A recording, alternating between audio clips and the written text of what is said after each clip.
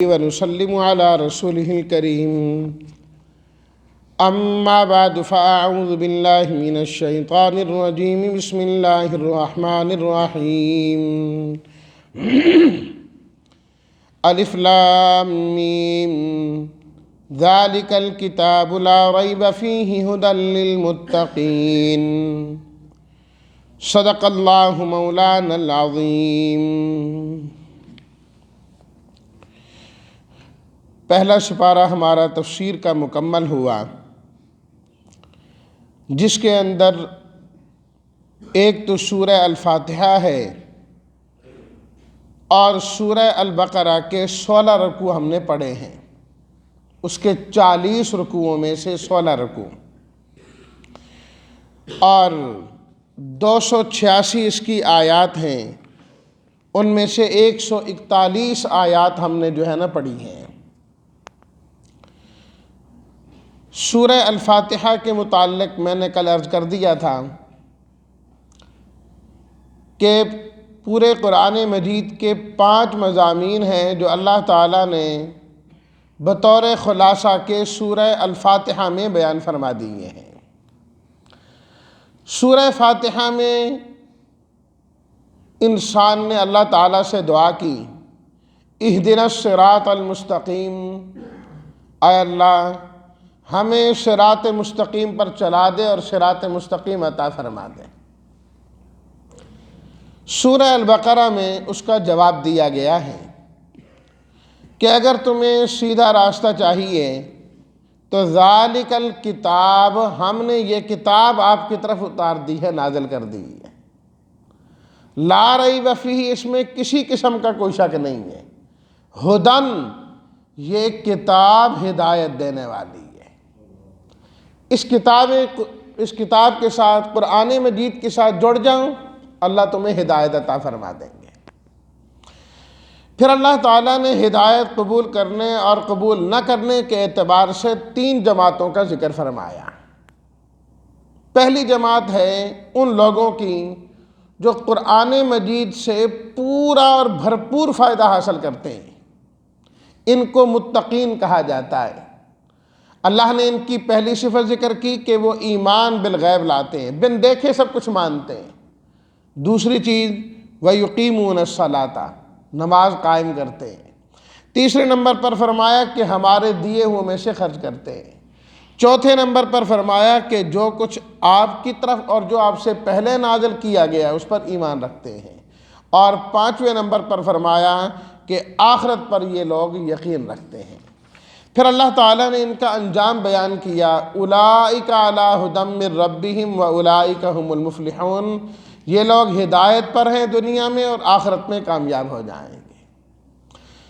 دوسری جماعت کا تذکرہ آیت نمبر 6 سے شروع ہوتا ہے۔ یہ وہ لوگ ہیں جو قرآن مجید سے بالکل فائدہ حاصل نہیں کرتے، جن کو کافر کہا جاتا ہے۔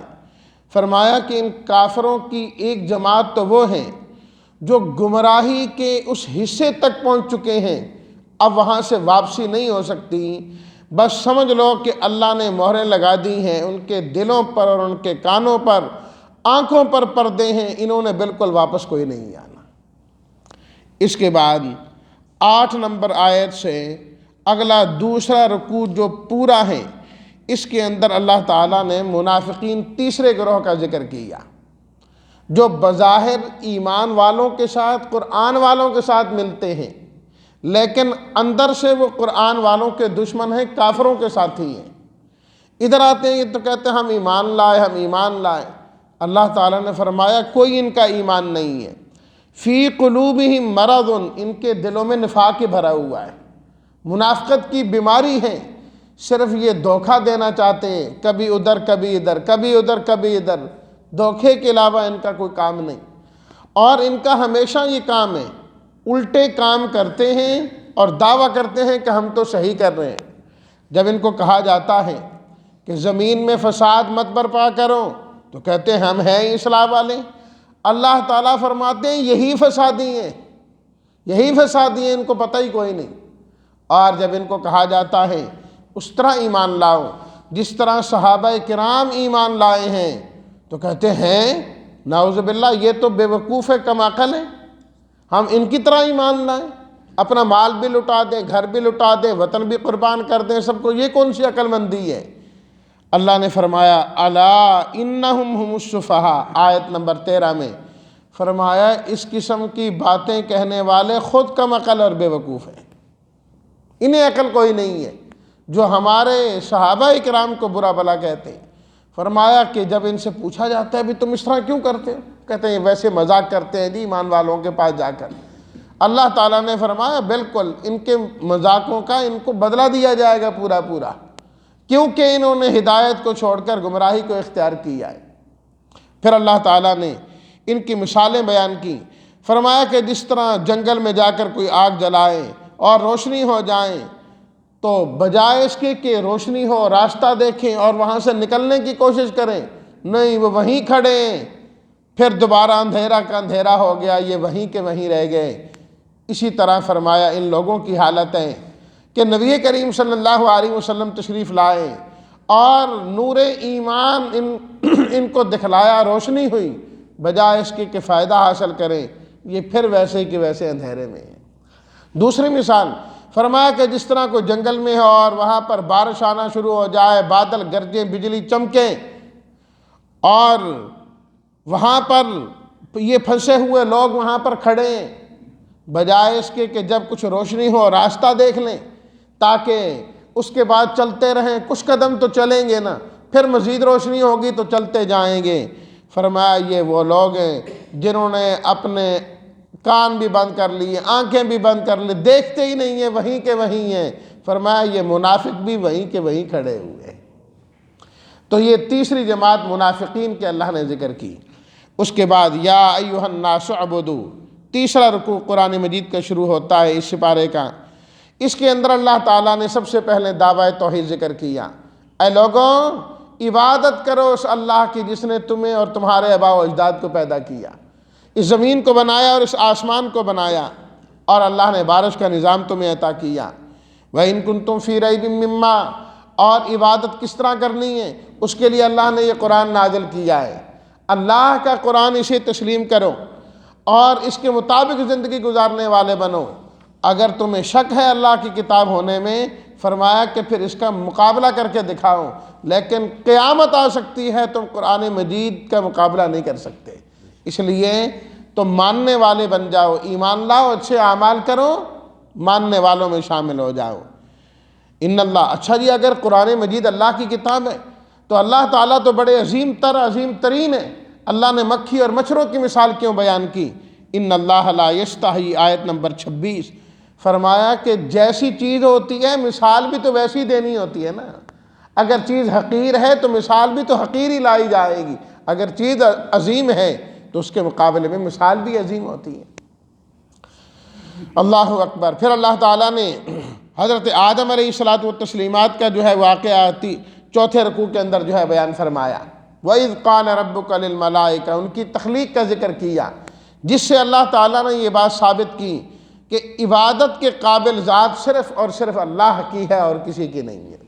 فرمایا دیکھتے نہیں حضرت آدم علیہ الصلاۃ، تین ہی مخلوقیں بڑی بڑی ہیں نا، جس میں انسان ہیں، جنات ہیں اور فرشتے ہیں، تین مخلوقیں بڑی ہیں، تینوں عبادت کے قابل نہیں۔ فرمایا حضرت آدم جو تمام انسانوں کے سردار اور سب سے پہلے انسان، وہ تو بھول گئے، جو بھول جایا کرتا ہے وہ معبود نہیں ہوا کرتا، اللہ وہ ہے جو بھولتا نہیں ہے۔ اللہ اکبر۔ فرشتوں کی بات آئی تو فرمایا دیکھو ان کا تو علم کامل نہیں، انہوں نے تو خود کہا سبحانک لا علم لنا الا ما علمتنا انک انت العلیم الحکیم۔ جب انہوں نے درخواست کی کہ آپ کیوں بنا رہے ہیں انسانی تو فساد کریں گے، اللہ نے ان سے بھی فرمایا تھا انی اعلم ما لا تعلمون، میں جانتا ہوں تم نہیں جانتے، تمہیں اس چیز کا علم نہیں۔ معبود وہ ہوتا ہے جو ذرہ ذرہ جاننے والا ہوتا ہے، سب کچھ جانتا ہے، وہ عبادت کے قابل ہیں۔ تیسرے نمبر پر جو ہے نا اللہ تعالیٰ نے جنوں کا ذکر کیا، فرمایا کہ جنوں کا بڑا اور سردار تو شیطان ہے، وہ تو تمہارا دشمن ہے۔ دشمن کی کون عبادت کرتا ہے؟ دشمنوں کی عبادت کوئی نہیں کرتا، اس لیے وہ بھی عبادت کے قابل نہیں، عبادت کے قابل ذات صرف اور صرف اللہ کی ہے۔ تو تینوں کا اللہ تعالیٰ نے جو ہے نا رد کیا۔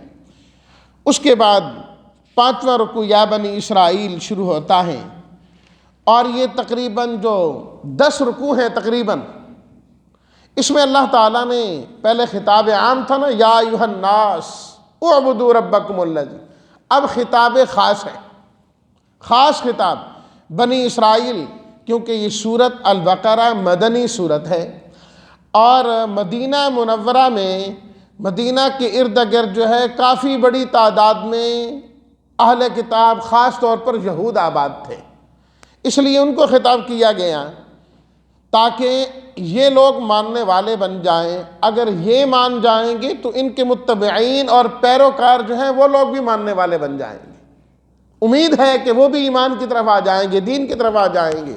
اس لیے اللہ تعالیٰ نے خاص خطاب بنی اسرائیل کو فرمایا، یا بنی اسرائیل اذکروا نعمتی التی انعمت علیکم۔ یہ جو 5واں اور پہلا رکوع ہے، اس کے اندر اللہ تعالیٰ نے تمہیداً ان کو 8 حکم دیے اور 4 چیزوں سے روکا، 8 چیزوں کو حکم دیا۔ وہ 8 چیزیں یہ ہیں، فرمایا اے بنی اسرائیل میری نعمتوں کو یاد کیا کر جو میں نے تمہارے اوپر کی، اور اس زمانے میں نے تمہیں سب سے زیادہ جو ہے فضیلت عطا کی ہے۔ اس فضیلت کا تقاضا یہ ہے کہ تم اللہ کے نبی کو ماننے والے بن جاؤ، اور جو اللہ نے عہد کیے ہیں ان عہدوں کو پورا کیا کرو۔ وَأَوْفُوا بِعَہْدِی، اوفی بعہدکم، میں بھی جو تم سے عہد کیے ہیں انہیں پورا کروں گا، خاص میرے سے ڈرتے رہو۔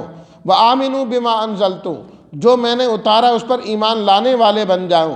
اقیموا الصلاۃ، نماز قائم کرنے والے بنو، زکوٰۃ ادا کرنے والے بنو، رکوع کرنے والوں کے ساتھ رکوع کرو، امت محمدیہ کے فرد بن جاؤ۔ وَاسْتَعِینُوا بِالصَّبْرِ وَالصَّلَاۃِ، ہمیشہ صبر اور نماز کے ذریعے مدد حاصل کیا کرو۔ یہ 8 حکم اللہ تعالیٰ نے دیے، 4 چیزوں سے اس پہلے رکوع کے اندر روکا گیا۔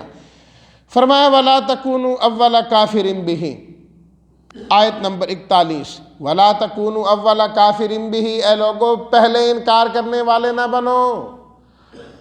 اہل کتاب تم سب سے پہلے ہو، اگر تم نے انکار کیا تمہارے پیچھے سارے انکار کرنے والے بنیں گے، جان بوجھ کر انکار کرنے والوں میں پہلے نمبر پر تم نہ ہو۔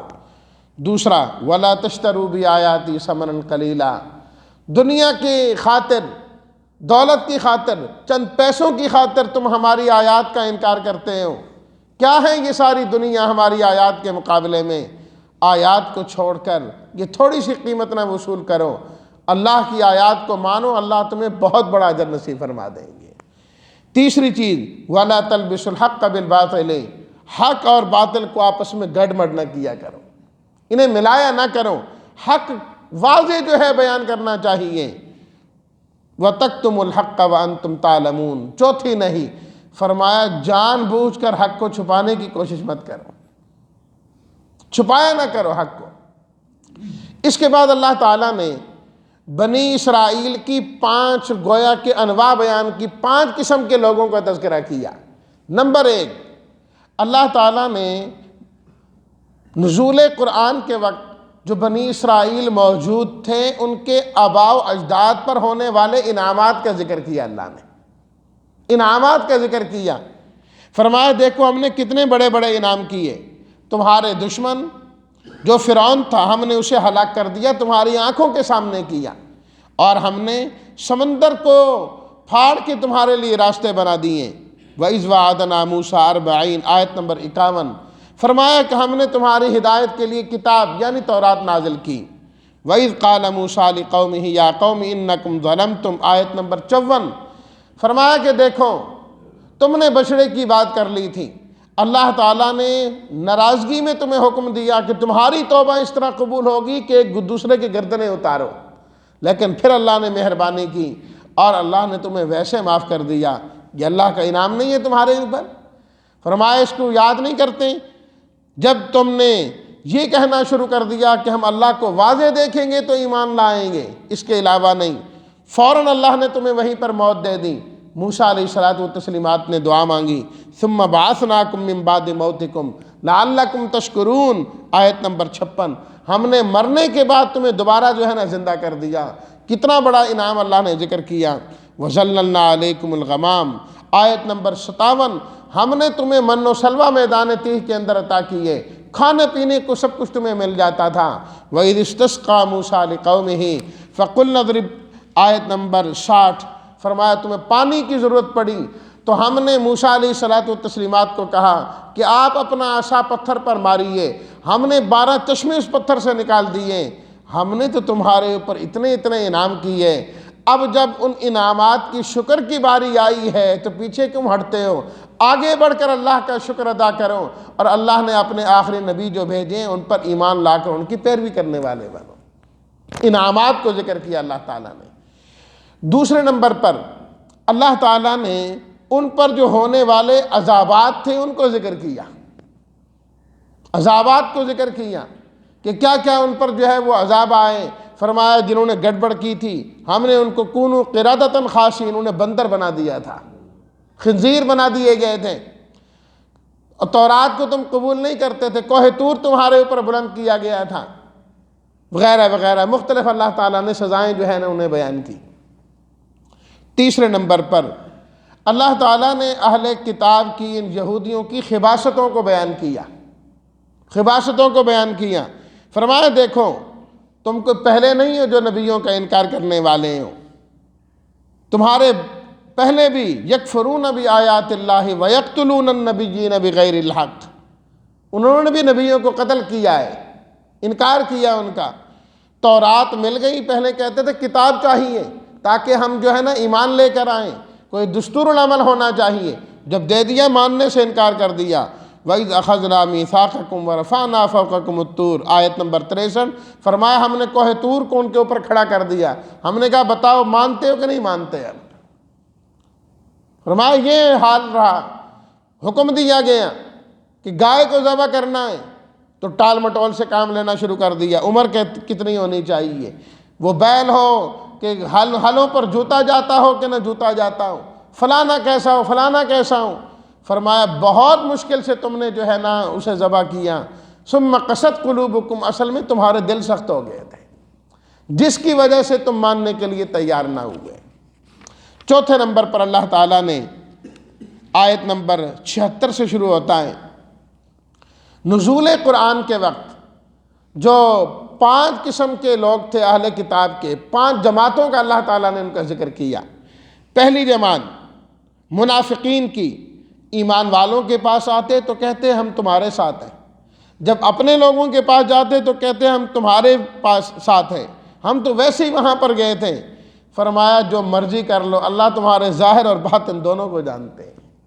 دوسری جماعت وَمِنْهُمْ أُمِّيُّونَ لَا يَعْلَمُونَ الْكِتَابَ، آیت نمبر 78، فرمایا ان پڑھ لوگوں کی ہے، ان بیچاروں کو پتہ ہی کوئی نہیں ہے، امیدیں آرزویں بڑوں نے جیسے ان کو لگایا یہ بھی لگے وہاں، ہاں ٹھیک ہے ٹھیک ہے ٹھیک ہے، بس ایسے ہی کریں گے تو جنت میں چلے جائیں گے۔ فرمایا کہ امیدوں کے مطابق اللہ کچھ نہیں کرتے، اللہ عقیدے اور عمل کے مطابق فیصلے کرتے ہیں، امید لگانے سے کیا ہوتا ہے۔ تیسرے نمبر پر اللہ تعالیٰ نے ذکر کیا ان لوگوں کا جو کاتبین تھے، اپنے ہاتھوں سے کچھ لکھ کر نسبت کر دیتے تھے کہ ھذا من عند اللہ، یہ اللہ تعالیٰ کی طرف سے ہے، اللہ تعالیٰ نے نازل کیا ہے، حالانکہ اللہ تعالیٰ نے وہ نازل ہی نہیں کیا ہوتا، وہ اپنی طرف سے لکھ لکھ کے اللہ کے نام لگایا کرتے تھے۔ اور اسی طریقے سے اللہ تعالیٰ نے ان کی ایک جماعت وہ ذکر کی جو بڑے لوگوں کی اولاد تھے، وہ کہتے تھے لن تمسنا النار الا ایاما معدودہ، ہم کیوں جہنم میں جائیں گے، ہم تو نبیوں کی اولاد، ہم تو نیکوں کی اولاد، ہمارے بڑے ایسے ہمارے بڑے ایسے۔ اللہ تعالیٰ نے فرمایا قل اتخذتم عند اللہ عہدا، کیا خدا سے کوئی معاہدے کیے ہوئے تم نے، اللہ سے کوئی معاہدے کیے ہوئے کہ تم تو جنت میں ہی جاؤ گے جو مرضی کرتے رہو؟ اللہ کا کسی سے کوئی معاہدہ نہیں ہے۔ اللہ کے ہاں اصول یہ ہے کہ جو برائی کرے گا جہنم میں، جو ایمان لائے نیک عمل کرے گا جنت میں جائے گا۔ اللہ کے ہاں تو یہ فرمایا یہی وجہ ہے کہ ہم نے بنی اسرائیل سے اس وقت بھی وعدہ لیا تھا کہ لا تعبدون الا اللہ وبالوالدین احسانا، اللہ کے علاوہ کسی کی بات نہیں کرو گے، ماں باپ کے ساتھ اچھا سلوک کرو گے، رشتہ داروں یتیموں مسکینوں کے ساتھ اچھا سلوک ہوگا، اچھی بات لوگوں سے کرو گے، نماز پڑھو گے، زکوٰۃ ادا کرو گے۔ ہم نے تو ہمیشہ یہ عہد لیا، تم کیسے کہتے ہو کہ ہم کچھ کریں نہ کریں جنت میں جائیں گے؟ فرمایا کہ ان عہدوں پر تم قائم نہیں رہے، کتاب کے بعض حصوں کو افتؤمنون ببعض الکتاب وتکفرون ببعض، بعض پر ایمان لاتے ہو اور بعض کا تم انکار کرتے ہو، جو کتاب کے کچھ حصوں کو مانے اور کچھ کو نہ مانے۔ فرمایا یہ وہ لوگ ہیں جن کا بدلہ یہ ہے کہ خزی فی الحیات الدنیا، اللہ دنیا میں رسوا کریں گے اور آخرت میں ان کو عذاب میں ڈال دیا جائے گا۔ تو یہ اللہ تعالیٰ نے ان جماعتوں کا ذکر کیا۔ اور 5ویں نمبر پر اللہ تعالیٰ نے نبی کریم صلی اللہ علیہ وسلم کے زمانے میں جو اہل کتاب تھے ان کا ذکر کیا اور انہیں فرمایا دیکھو وَلَمَّا جَاءَهُمْ كِتَابٌ مِّنْ عِندِ اللَّهِ، جب اللہ کی طرف سے نبی نہیں آئے تھے، کتاب نہیں آئی تھی، تو تم دعائیں مانگا کرتے تھے، لوگوں کو نبی کریم صلی اللہ علیہ وسلم کی خوبیاں اور صفات پڑھ پڑھ کے بتاتے تھے تورات سے۔ فَلَمَّا جَاءَهُمْ مَا عَرَفُوا كَفَرُوا بِهِ، آیت نمبر 99۔ جب آپ علیہ الصلاۃ والتسلیمات آ گئے، اللہ کی کتاب آ گئی اور یہ اس کو پہچانتے بھی ہیں کہ واقعتاً یہ وہی ہے، کفروا بہ، فرمایا انکار کرنے بیٹھ گئے یہ لوگ۔ فلعنت اللہ علی الکافرین، فرمایا کہ ان کافروں پر اللہ کی لعنت ہے، جو جان بوجھ کر جانتے بوجھتے ہوئے جو ہے وہ انکار کرتے ہیں۔ پھر اللہ تعالیٰ نے اہل کتاب کے 3 اعتراضوں کا جواب دیا۔ نمبر 1، قُلْ مَنْ كَانَ عَدُوًّا لِجِبْرِيلَ، آیت نمبر 97 میں کہنے لگے جی وہی کون لے کر آتا ہے؟ یہ قرآن مجید، جی جبریل امین لے کے آتے۔ نہ جی نہیں، ہم نہیں مانتے۔ پھر تم کیوں نہیں مانتے؟ کہا جبریل ہمارے حق میں کبھی بہتر رہے ہی نہیں ہے، ہمیشہ انہوں نے ہمارے جو ہے نا دشمنوں کا ساتھ دیا ہے، جب بھی ہمارے اوپر حملہ کیا گیا کچھ ہوا تو جبریل امین ان کے ساتھ تھے، نعوذ باللہ من ذالک۔ اور دیکھیں ہماری ساری برائیاں اور یہ چیزیں جبریل لے کے آتے ہیں، تو اس لیے جبریل کے علاوہ کوئی فرشتہ لے کے آتا نا، پھر تو ہم مان جاتے، ویسے ہم نہیں مانیں گے۔ اللہ تعالیٰ نے تردید کی، قُلْ مَنْ كَانَ عَدُوًّا لِجِبْرِيلَ فَإِنَّهُ نَزَّلَهُ عَلَىٰ قَلْبِكَ بِإِذْنِ اللَّهِ، جبریل کو اپنی طرف سے لاتے ہیں، اللہ کے حکم سے لاتے ہیں، اللہ تعالیٰ بھیجتے ہیں تو وہ آتے ہیں۔ یاد رکھو جو اللہ کا دشمن ہو، فرشتوں کا دشمن ہو، رسولوں کا دشمن ہو، جبریل و میکائیل کا دشمن ہو، فرمایا یاد رکھو ایسا کافر ہے اور اللہ ان کا دشمن ہے۔ جبریل سے دشمنی کرنا حقیقت میں اللہ سے دشمنی کرنا ہے۔ نمبر 2، دوسرا اعتراض ان کا یہ تھا کہ ہمیں کہا جاتا ہے کہ اللہ کو پکارو، غیر کو پکارنے کی اجازت ہی نہیں ہے، جائز ہی نہیں ہے۔ تو حضرت سلیمان علیہ الصلاۃ والتسلیمات کی جو حکومت تھی وہ تو جادو کے ذریعے قائم تھی، جادو کے اندر تو غیر اللہ کو پکارا جاتا ہے۔ تو اگر ہم بھی جادو کرتے ہیں، کیونکہ یہودیوں کے ہاں جادو بڑے عروج پر تھا، بہت زیادہ تھا، تو اللہ تعالیٰ نے اس کا جواب دیا، وَاتَّبَعُوا مَا تَتْلُو الشَّيَاطِينُ عَلَىٰ مُلْكِ سُلَيْمَانَ، آیت نمبر جو ہے 102 کے اندر 17 صفحے کی پہلی آیت۔ فرمایا کوئی سلیمان علیہ الصلاۃ والتسلیمات جادو نہیں کرتے تھے، جو شیاطین تھے نا اس زمانے میں وہ جادو کیا کرتے تھے۔ یہ یہودی جو جادو کرتے ہیں یہ حقیقت میں وہ جادو کیا کرتے ہیں، شیاطین والا جادو ان کے پاس ہے، نسبتیں کرتے ہیں حضرت سلیمان علیہ الصلاۃ والتسلیمات کی طرف۔ اچھا جی پھر وہ 2 فرشتے کیوں آئے تھے، ہاروت اور ماروت؟ وہ بھی تو جادو سکھانے کے لیے آئے، تو جادو جائز ہوا نا؟ اللہ تعالیٰ نے فرمایا نہیں، وہ تو آزمائش کے لیے آئے تھے، الٹا بتانے کے لیے آئے تھے کہ انما نحن فتنۃ فلا تکفر، ہم تو آزمائش کے لیے آئے ہیں، جادو سیکھ کے کفر شرک نہ کرنا، کیونکہ جادو کے اندر تو ہوتا ہی غیر اللہ کو پکارنا ہوتا ہے اور اس کے اندر نرا شرک ہوتا ہے، اس لیے فرمایا نہیں۔ پھر نبی کریم صلی اللہ علیہ وسلم کا ادب بتلایا، یا ایھا الذین آمنوا لا تقولوا راعنا وقولوا انظرنا، ایسے الفاظ بھی نہ استعمال کیا کرو جس سے بے ادبی کا موضوع نکلتا ہو، وہم اور اشارہ ہوتا ہو، وہ بھی جائز نہیں۔ پھر آیات منسوخ کیوں ہوتی ہیں؟ فرمایا یہ اللہ کی حکمت ہے، اللہ اس سے بہتر کوئی آیت جو ہے نا وہ لے کر آ جاتے ہیں۔ پھر اللہ تعالیٰ نے آخر میں ان کے چند قولوں کی تردید کی۔ نمبر 1، وَقَالُوا لَن يَدْخُلَ الْجَنَّةَ، آیت نمبر 111، یہودی کہتے جنت میں یہودی جائے گا، عیسائی کہتے عیسائی جائے گا۔ فرمایا سب ان کی آرزویں ہیں، کوئی دلیل ہے تو لاؤ جس میں لکھا ہو کہ یہی جنت میں جائیں گے۔ جنت میں وہ جائے گا جس نے چہرہ اللہ کے سامنے جھکایا، توحید کے ساتھ اس نے زندگی گزاری۔ نمبر 2، فرمایا کہ دیکھو یہود اور نصارہ جو مل کر اسلام والوں کا مقابلہ کرتے ہیں، یہ تو آپس میں ان کی نہیں بنتی، یہودی عیسائیوں کو کچھ نہیں سمجھتے اور عیسائی جو ہے وہ یہودیوں کو کچھ نہیں سمجھتے۔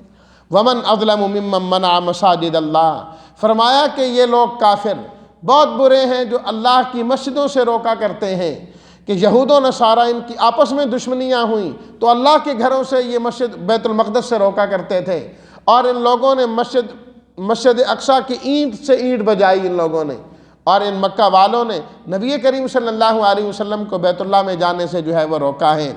وقار الذین، اور فرمایا کہ یہ لوگ کہتے ہیں کہ اللہ کی اولاد ہے، اللہ تو اولادوں سے پاک ہے، اور پھر کہتے ہیں کہ اللہ ہم سے خود براہ راست کلام کرے۔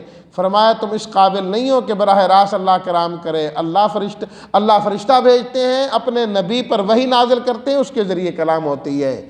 تو یہ سارا اللہ تعالیٰ نے بنی اسرائیل ہی کا ذکر کیا، اور اس کے بعد پھر آخری جو دو رکوع ہیں، خاص طور پر آیت نمبر 124 سے نبی کریم صلی اللہ علیہ وسلم کی رسالت کا تذکرہ شروع ہوتا ہے، اور آپ علیہ الصلاۃ والتسلیمات اولاد ہیں حضرت ابراہیم علیہ الصلاۃ والتسلیمات کی، اس لیے اللہ نے حضرت ابراہیم علیہ الصلاۃ والتسلیمات کے تذکرے سے شروع کیا کہ اللہ نے ان کو بڑی آزمائشوں سے گزارا۔ حضرت ابراہیم نے سارے امتحانات پاس کیے، اللہ نے امامت کا رتبہ عطا کیا، اور پھر اللہ نے بیت اللہ کی تعمیر کا حکم دیا۔ حضرت ابراہیم و اسماعیل علیہ الصلاۃ والتسلیمات نے مل کر بیت اللہ کی تعمیر کی، اور اللہ سے دعائیں کی، اے اللہ ہمارا یہ عمل قبول بھی کر لیں، اور یہاں کا حج کس طرح کرنا ہے اس کا طریقہ بھی سکھا دے۔ ربنا وبعث فیہم رسولا، اے اللہ عظیم الشان پیغمبر یعنی نبی کریم صلی اللہ علیہ وسلم کو بھیج دیں جو آ کر خانہ کعبہ کو آباد کرنے والے ہوں۔ تو آپ علیہ الصلاۃ والتسلیمات فرماتے ہیں اللہ نے حضرت ابراہیم کو دعا میرے حق میں قبول فرما لی۔ فرمایا اے یہودیوں، اے عیسائیوں، اے مشرکین مکہ، تم تینوں کہتے ہو کہ ہم ملت ابراہیمی کے پیروکار ہیں۔ وَمَن يَرْغَبُ عَن مِّلَّةِ إِبْرَاهِيمَ، آیت نمبر 130۔ پھر ملت ابراہیمی سے کیوں اعراض کرتے ہو؟ حضرت ابراہیم نے جس پیغمبر کی دعا کی وہ آ گئے ہیں، اب ان کی ماننے والے بن جاؤ۔ وہ کہنے لگے کہ ہم اس لیے نہیں مانتے، ہمارے آباء و اجداد ہمیں کہہ کر گئے ہیں کہ تم یہودی مرنا، موت اسی پر آنی چاہیے۔ اللہ نے فرمایا سب جھوٹ بولتے ہو، ہم بتاتے ہیں۔ وَوَصَّىٰ بِهَا إِبْرَاهِيمُ بَنِيهِ وَيَعْقُوبُ، کہ حضرت ابراہیم اپنی اولاد کو، حضرت یعقوب اپنی اولاد کو کیا وصیت کر کے گئے؟ انہوں نے تو وصیت کی تھی إِنَّ اللَّهَ اصْطَفَىٰ لَكُمُ الدِّينَ، اے ہماری اولاد اللہ نے یہ دین تمہارے لیے چن لیا ہے، تمہاری موت اسلام پر آنی چاہیے۔ فرمایا بتاؤ حضرت یعقوب کی موت کے وقت تم حاضر تھے کہ ہم حاضر تھے؟ ہم حاضر تھے، ہم بتاتے ہیں انہوں نے کیا کہا۔ اپنی اولاد سے انہوں نے پوچھا ما تعبدون من بعدی، میرے بعد تم کس کی عبادت کرو گے؟ تو انہوں نے کہا کہ ہم آپ کے حضرت ابراہیم و اسماعیل و اسحاق کے جو الہ ایک ہے ہم ان کی عبادت کرنے والے ہیں۔ تو اے لوگوں جو وہ کہہ کر گئے اس پر قائم رہو، ایک اللہ کی بات کرنے والے بنو، ان کے اعمال پر فخر نہ کرو۔ تلک امۃ قد خلت لہا ما کسبت، جو انہوں نے کیا کمایا وہ لے گئے، جو تم کماؤ گے وہ تمہارے کام آئے گا، اس لیے خود محنت کرنے والے بنو اور ان صحابہ کرام کی طرح بن جاؤ۔ فَإِنْ آمَنُوا بِمِثْلِ مَا آمَنْتُمْ بِهِ، ان جیسا ایمان لاؤ تم بھی کامیاب ہو جاؤ گے۔ یہی اللہ کا رنگ ہے، ایمانی رنگ جو صحابہ نے قبول کیا، یہ صحابہ والا ایمان اور رنگ تم بھی قبول کر لو، تم بھی اس رنگ میں رنگے جاؤ۔ وَمَنْ أَحْسَنُ مِنَ اللَّهِ صِبْغَةً، اللہ کے رنگ سے بہتر کسی کا رنگ نہیں ہو سکتا، ایمان والے سے زیادہ بہتر کسی کا رنگ نہیں